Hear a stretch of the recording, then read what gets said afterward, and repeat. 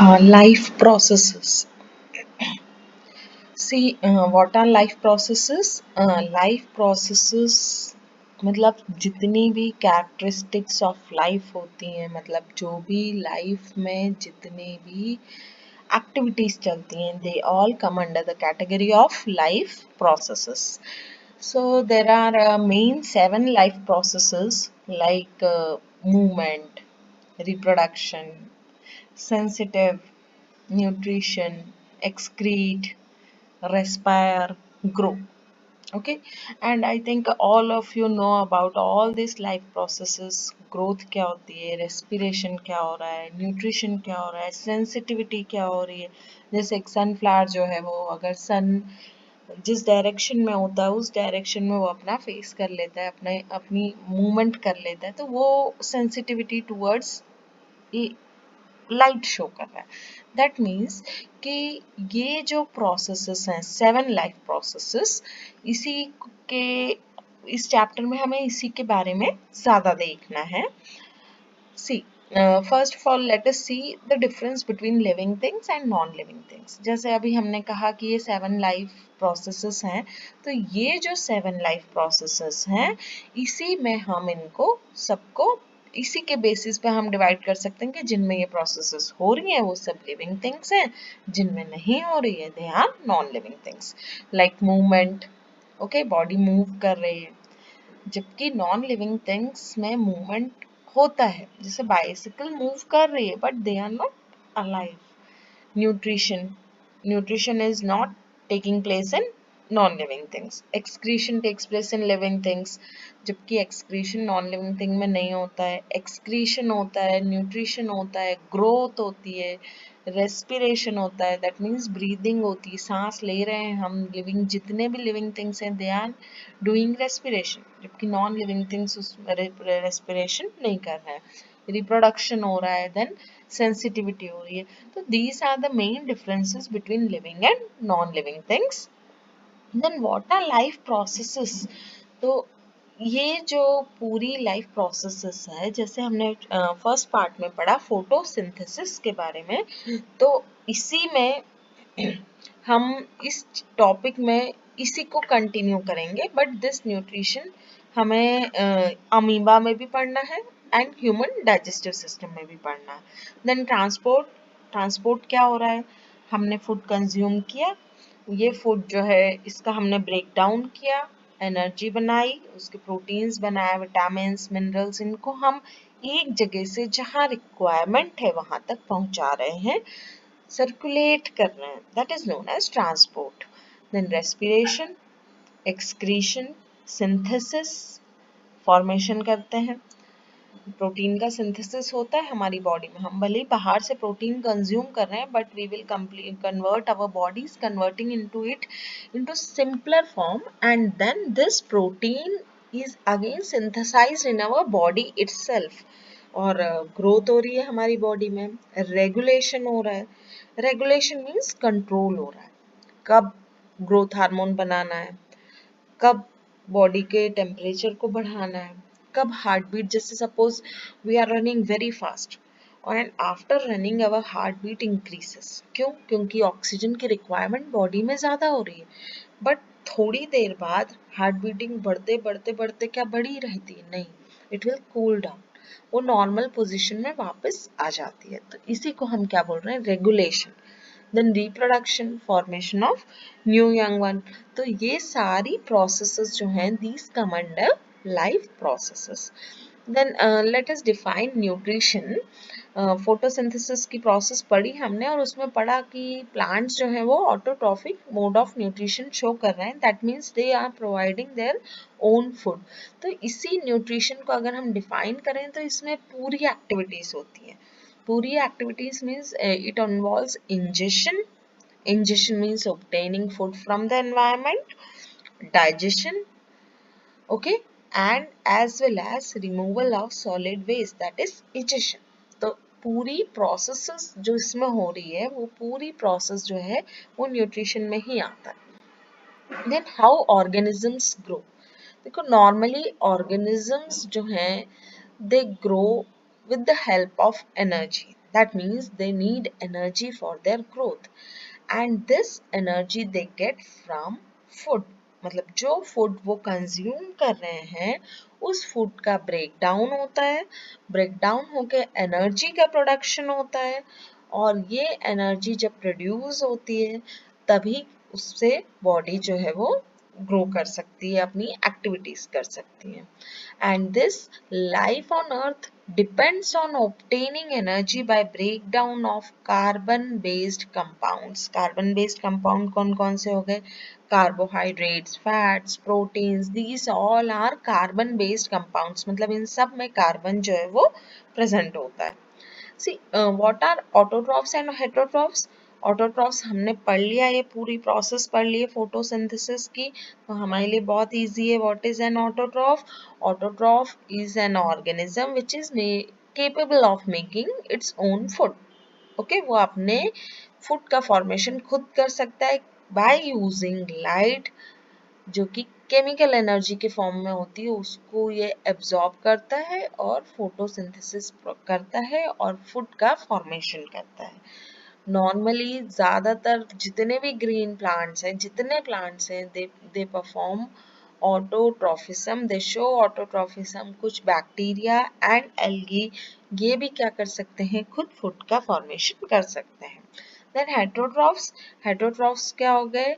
ऐसे ऑर्गेनिज्म जो कि कॉम्प्लेक्स ऑर्गेनिक सब्सटेंसेस को इंजेस्ट करते हैं, मतलब अपनी बॉडी में लेते हैं, कंज्यूम करते हैं, फिर उसका ब्रेक डाउन करते हैं to create energy.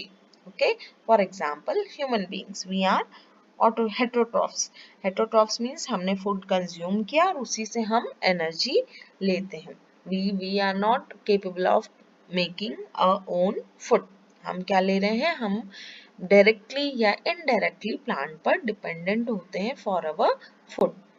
C photosynthesis थोड़ा सा हम रिवाइज करते हैं इस पार्ट में भी. हमने पढ़ा फोटोसिंथेसिस में क्या हुआ? लाइट सन से आ रही है जिसको हम बोल रहे हैं लाइट एनर्जी. क्लोरोफिल प्रेजेंट है, वाटर प्रेजेंट है, और ये क्लोरोफिल वाटर जो है, वाटर कहाँ से आया? रूट से एब्जॉर्ब हुआ. क्लोरोफिल कहाँ है? लीफ में ऑलरेडी प्रेजेंट है. ये क्लोरोफिल क्या करता है? लाइट को ट्रैप कर रहा है, लाइट को ट्रैप कर रहा है, प्लस कार्बन डाइऑक्साइड इसमें एंटर हो रही है, और फिर उसके बाद क्या हो रहा है? ये ऑक्सीजन निकाल रहा है और शुगर का फॉर्मेशन कर रहा है in the form of starch. Okay, in the form of starch which is a stored food in part of the plants. Okay, तो ये हो गई प्रोसेस ऑफ फोटोसिंथेसिस. फोटोसिंथेसिस की अगर हम इक्वेशन देखें तो carbon dioxide, it is very important. Okay, carbon dioxide, 6 molecules of carbon dioxide, 6 molecules of water in presence of light, and chlorophyll will give you starch, या हम ये बोल लें carbohydrate, या ये कह लें glucose, and the oxygen is released in this process. This is equation of photosynthesis. सी, इस प्रोसेस में क्या हुआ? लाइट एनर्जी का कन्वर्शन किस में हो गया? केमिकल एनर्जी में. लाइट एनर्जी मतलब सन से लाइट ट्रैप किया और कार्बोहाइड्रेट बनाया, ग्लूकोज बनाया, जो कि प्रेजेंट होती है in the form of chemical energy. तो इस पूरी प्रोसेस में क्या हुआ? Conversion of light energy into chemical energy हुआ.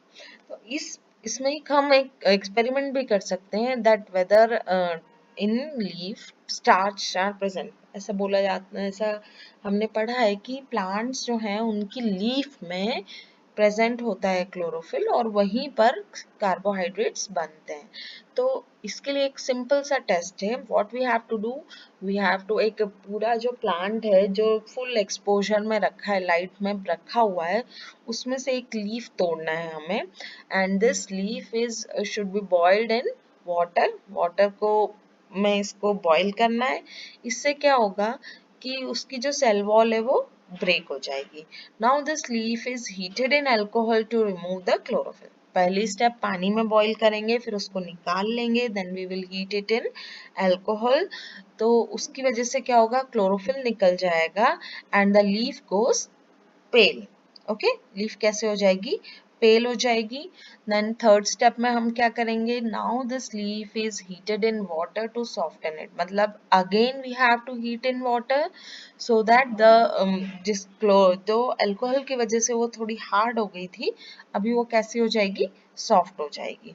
Now if we will take this leaf and if we will add iodine solution in it, then the color of the leaf will become blue black in color which shows presence of starch. Okay इससे हमें क्या पता चलता है, starch जो है उसमें present है. Okay so the presence of starch shows that photosynthesis has taken place. मतलब फोटोसिंथेसिस वहां पर हुआ है इन प्रेजेंस ऑफ लाइट, जिसकी वजह से स्टार्च दिखाई दिया है.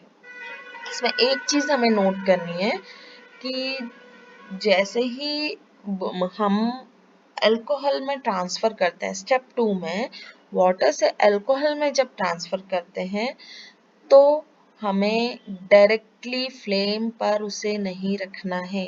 हमें बुनसन बर्नर, जो हम बोल रहे हैं ना कि उसको हीट करना है अल्कोहल में, तो हम पहले एक पानी लेंगे जब बीकर में, उस पानी को बॉईल करेंगे और उसमें एक टेस्ट ट्यूब रखेंगे जिसमें अल्कोहल होगा और हमारी लीफ होगी, क्योंकि अल्कोहल जो है वो फ्लेमेबल होता है, आग लग सकती है उसमें, इसीलिए उसमें हम डायरेक्टली उसको बंसन बर्नर पर नहीं रखेंगे. Okay so this is a testing of leaf of a for starch. Then एक और टेस्ट होता है कि whether chlorophyll is necessary for photosynthesis और नॉट. ओके तो ग्रीन पैच ऑफ क्लोरोफिल अगर प्रेजेंट होता है, ओके जहां पर भी होता है, और अगर ये देखो एक लीफ है जिसमें आसपास का पार्ट जो है उसमें क्लोरोफिल नहीं है. कैसे नहीं है, इसको हमने अल्कोहल में बॉईल किया, थोड़ा आसपास इसमें अल्कोहल लगाया, जिसकी वजह से क्या होगा, ये जो है इसमें ग्रीन कलर निकल जाएगा, क्लोरोफिल निकल जाएगा. तो ये पेल येलो कलर की लीफ है और बीच में अगर ग्रीन पैच है. अब इसमें डायरेक्ट हम क्या करेंगे, अगर आयोडीन डालते हैं तो जो नॉन क्लोरोफिलस पैचेस है, मतलब आसपास की जो बाउंड्री जिस पर आपने क्लोरोफिल निकाल दिया था, उसका कलर क्या होगा, उसमें कोई चेंज नहीं आएगा, नो रिमेन ब्राउन रह जाएगा वो.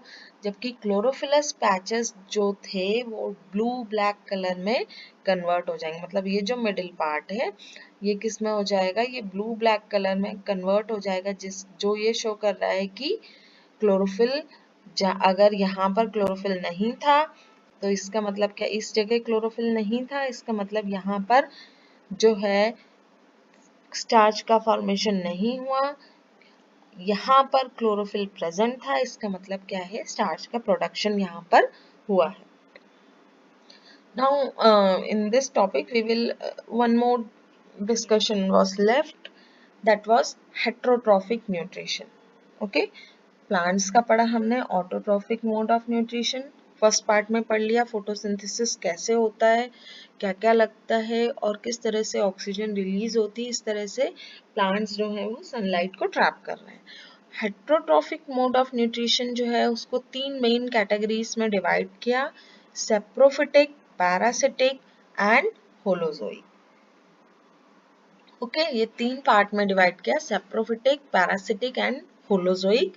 सेप्रोफिटिक न्यूट्रिशन क्या हुआ, ऑर्गेनिजम्स जो कि dead and decaying organic matter से फूड को लेते हैं या न्यूट्रिशन को लेते हैं, they are called saprophytes. Okay, organisms which depend on dead and decaying parts या decaying organic matter, they are called saprophytes and their mode of nutrition is called saprophytic nutrition. See here, mushrooms क्या कर रहे हैं, dead and decaying part पर ज्यादातर दिखते हैं और ये क्या कर रहे हैं, उसी से अपना फूड को ले रहे हैं. इट इज एग्जांपल फंगस और बैक्टीरिया, जिसको हम बोल रहे हैं मशरूम भी comes under fungus. Then cuscuta, it is a parasitic plant. Parasitic plant किसको बोला हमने, ऐसे प्लांट्स जो कि पैरासाइट पहले हम पढ़ लेते हैं। किसको बोलते हैं? पैरासाइट्स वो होते हैं जो खुद फूड का फॉर्मेशन नहीं करते हैं, जबकि जो रेडीमेड फूड किसी और के पास बनाया हुआ है उसको अगर कंज्यूम कर रहे हैं तो वो कहलाते हैं पैरासाइट। जैसे एक मॉस्किटो जो है, इट इज़ अ पैरासाइट। हमने अपना फूड कंज्यूम किया, एनर्जी में कन्वर्ट किया, ब्लड में हमने न्यूट्रिशन डाले, तो इस तरह से हमने अपने पूरा फूड का फॉर्मेशन किया। अब ये मॉस्किटो आता है, हमें बाइट करता है, हमारा ब्लड डायरेक्टली सक कर रहा है, मतलब वो खुद फूड का फॉर्मेशन नहीं कर रहा है, ना ही उसका ब्रेक डाउन कर रहा है, वो डायरेक्ट रेडीमेड फूड जो हमने अपने ब्लड में बना के रखा है उसको ले रहा है। तो ऐसे एनिमल्स या ऐसे ऑर्गेनिजम्स कहलाते हैं पैरासिटिक ऑर्गेनिजम्स। और प्लांट्स में भी पैरासाइटिक प्लांट होते हैं कुछ, फॉर एग्जाम्पल कस्कुटा जिसको हम बोल रहे हैं अमरबेल। ये जो अमरबेल है, ये आपने हमारे स्कूल में जो बाउंड्री है उसमें भी लगी हुई देखी होगी, बिल्कुल टाइनी येलो लाइट ग्रीन जैसा स्ट्रक्चर होता है जिसमें प्लांट लीफ वगैरह कुछ नहीं लगती है, सिर्फ ट्विग्स डेवलप होती हैं, टेंड्रिल्स डेवलप होती हैं पतली पतली सी, और ये पूरे प्लांट को से फूड लेती है, न्यूट्रिशन लेती है, और इस प्लांट को खराब भी कर देती है। मतलब ये पूरा प्लांट जिसमें ये कस्कुटा लगा है वो पूरा प्लांट जो है इसमें खराब हो सकता है because of parasitic mode of nutrition. Now comes holozoic nutrition. Holozoic nutrition मतलब ऐसे प्लांट्स या ऑर्गेनिजम्स जो कि पूरी प्रोसेस कंप्लीट करते हैं, फूड का लेना, इंजेशन, देन डाइजेशन, उसका ब्रेक डाउन, देन एब्जॉर्प्शन। और दो प्रोसेस होती हैं, एक होता है जहाँ पे फूड को पहुँचाया जाता है, that is known as assimilation, then last one is egestion. तो ये जो पूरी प्रोसेस कंप्लीट अगर कर रहे हैं so they are called holozoic nutrition. ऐसे एनिमल्स कहलाते हैं होलोजोइक एनिमल्स, और इस type of this type of mode of nutrition is known as holozoic mode of nutrition. For example, amoeba, frog, insects, human beings, all are taking food by holozoic means. Okay, so in the next part we will study how digestive system how nutrition takes place in human beings as well as in amoeba.